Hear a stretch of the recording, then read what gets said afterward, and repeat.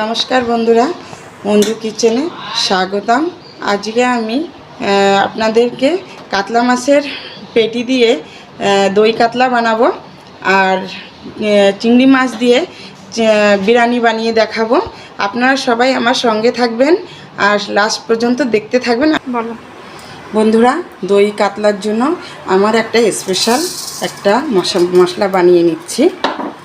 ধনিয়া দিয়েছি, তেজপাতা, জিরে, মৌরি, সামান্য মৌরি, এলাচ, গোলমরিচ আর একটা দারচিনি টুকরো ভালো করে শুকনো খোলায় ভেজে নিলাম। একটুখানি নুন দিলাম, নুন দিয়ে মাখিয়ে রাখবো। হলুদ গুঁড়ো,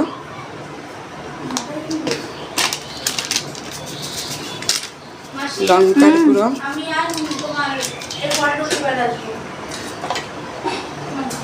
একটু কাঁচা তেল দিয়ে মাছটাকে ভালো করে মাখিয়ে 10 মিনিট ঢেকে রাখবো। কড়াইতে আমি দই কাতলার জন্য তেল দিয়ে দিলাম। দই কাতলাটা ভালো করে কাতলা মাছটা ভেজে নেব। এখন তেলটা গরম হয়ে গেছে, আমি এক এক করে দই কাতলা মাছ দিয়ে দিলাম। কাতলা মাছটা ভালো করে ভেজে নেব। কাতলা মাছ ভালো করে না ভাজলে ভালো লাগে না। দেখেন বন্ধুরা, মাছগুলি লাল লাল করে ভেজে নিয়েছি। এক এক করে আমার মাছ ভাজা হয়ে গেছে। বন্ধুরা, মাছের কালিয়া বানাতে আদা বাটা, রসুন বাটা আর আপনার হচ্ছে গিয়ে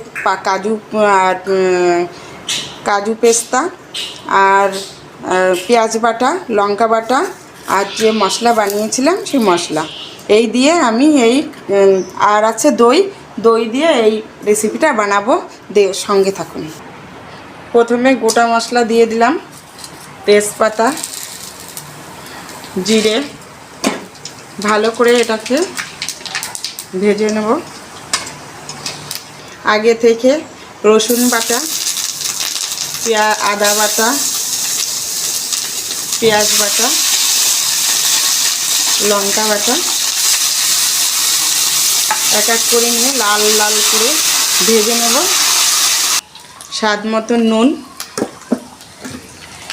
একটু হলুদ, এর জন্য চিনি দিয়ে দিলাম। কাজু পোস্ত বাটাটা দিয়ে দিলাম। কাজু পোস্ত বাটা দিয়ে দিলাম। তেল ছেড়ে এসেছে, দেখুন বন্ধুরা কালার কত সুন্দর এসছে। বন্ধুরা দেখুন তেল ছেড়ে দিয়েছে। এখন আমার আগে থেকে ফেটিয়ে রাখা দই, দেখুন মশলাটা আমার তেল ছেড়ে দিয়েছে। এখন আমি সামান্য জল দিয়ে ফুটিয়ে উঠলে মাছটা ছেড়ে দেব। দেখুন ঝোলটা ফুটে উঠেছে এবং কালারও এসে গেছে। আমি এক এক করে মাছ দিয়ে দেব।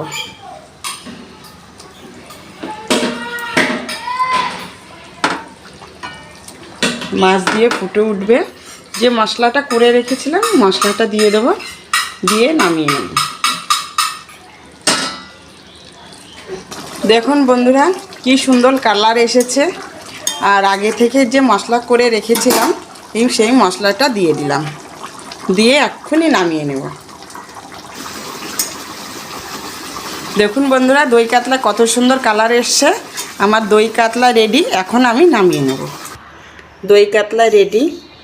এই দই কাতলা দিয়ে চিংড়ি বিরিয়ানি সঙ্গে সার্ভ করবে গরম গরম, খেতে খুব ভালো লাগবে। দই কাতলা বানিয়ে খেয়ে দেখবেন, দুস্দার্স খেতে লাগবে। আর বাচ্চারা তো আনন্দ করে খাবে। আর আপনাদের ভালো লাগলে আমার সঙ্গে থাকবেন আর কমেন্ট করে জানাবেন কেমন রান্নাটা করেছি। আর আমার সঙ্গে থাকবেন।